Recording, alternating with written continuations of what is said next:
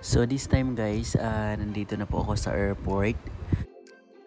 Pabalik pa uwi po ako nito dun sa amin. O ayan, bali surprise kasi namin yung nanay namin na nag-birthday. This day mismo, so August 26, ayan. Ayan, sobrang excited, hindi nakatulog. Kasi ayun, how many years din na hindi nakauwi doon sa amin. So, hindi ko ma-explain yung excitement. Ayan. So, ayan nga guys, hinatid na kami nung carousel sa may airplane mismo. So, ayun. Kung makikita nyo, nag-start na kami umakyat niyan. Nag-start na magpaakit yung aeroplano. Yung aeroplano na yung papunta yan Dumaguete. Tapos, nagpipicture syempre. Ayan, yung nag-aakyatan na kami dyan. Tapos kung makikita nyo guys, ayan, ang dami nakaparadang eroplano. Siyempre, iba-ibang mga places din yung mga rota. Ayan. So, ito naman yung nakakita natin. Ito yung rota na papuntang Dumaguete. And see you there. Ayan, tapos good luck sa amin kasi sobrang talagang guys, sobrang lakas na, kung makikita nyo ang itim ng langit, sobrang lakas ng hangin dyan guys.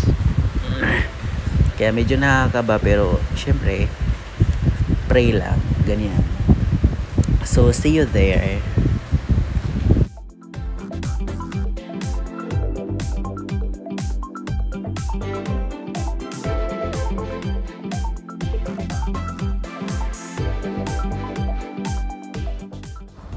So this time guys, ito yung malapit na tayo sa pinto mismo ng eroplano. So ayan, see you there in Dumaguete.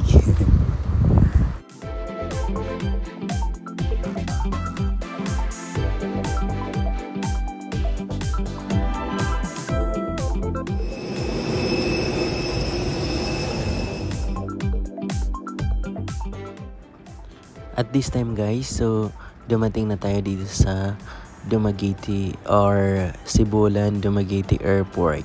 Ayan. So, welcome in Dumaguete Airport.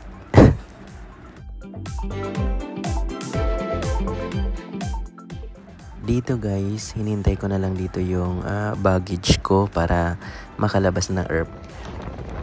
Ayun na nga, nakalabas na tayo ng airport. Ayun, so nakasakay na tayo ng series bus. Papunta na tayong checkpoint kasi doon sa checkpoint sinusundo na tayo ng motor.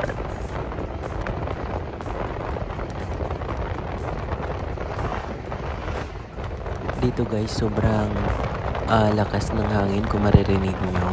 So hininaan ko na lang siya kasi sobrang ingay talaga. Hindi kakayanin ng ating voice over. Oo, di ba? Ano siya guys, kung makikita nyo, puro siya mga tubo or mga sugar cane na patubo pa lang. Ayan. So hindi kasi ngayon siya ting-ani ng tubo.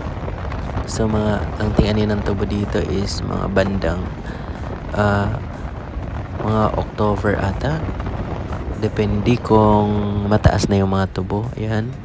Pero kadalasan mga start yung February. Basta open na yung central, pwede na magtabas ng mga tubo. Ayan. So enjoy the view guys.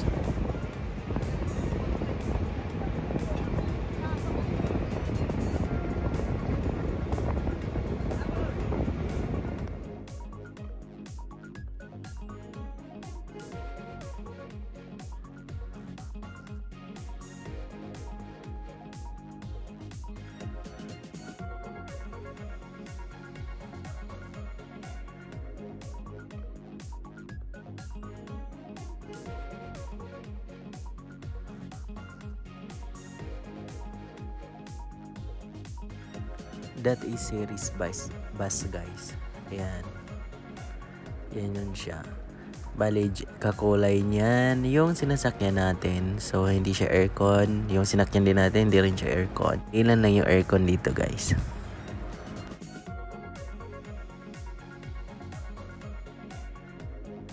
So kung mapapansin nyo, kung hindi mga kahoy yung makikita nyo dito, is mayroong niyog, saging, ayan, tapos mga tubo. Kadalasan dito guys, meron silang mga ano din. So yan kasi yung mga pangunahing hanap buhay dito guys, yung pagkukopra. Yung alam nyo yung niyog, tapos yung saging, pero konti lang yan sa saging. Kadalasan dito yung niyog o kaya yung mga tubo. Yan yung mga pangunahing guys, hanap buhay dito, o kaya yung pagtatanim din ng mais. Pero dito sa video na to, wala kayong masyado makitang mais kasi doon lang part doon sa bandang sa amin. Yan yung may mga maisan.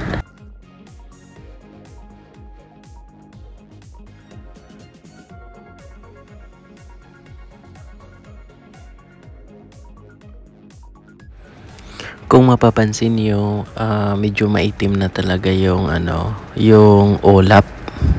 Ayan, nagbabadya na yung bagyong Boring. Ayan. So makikita nyo dito guys, ayan, may mga tubo, may mga niyog. So yan yung pangunahing produkto dito sa probinsya guys. Ayun, nakarating din kami sa amin guys. Ito yung daan papunta dun sa amin. Ayan.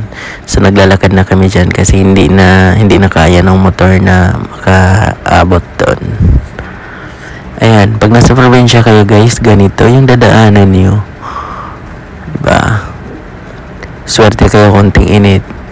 Pero pag ting-ulan, talagang putik-putik talaga yung mga paa nyo guys. Para sanay na kami dyan. Ayan, dyan kami lumaki. So hanggang dito na lang. Thank you for watching.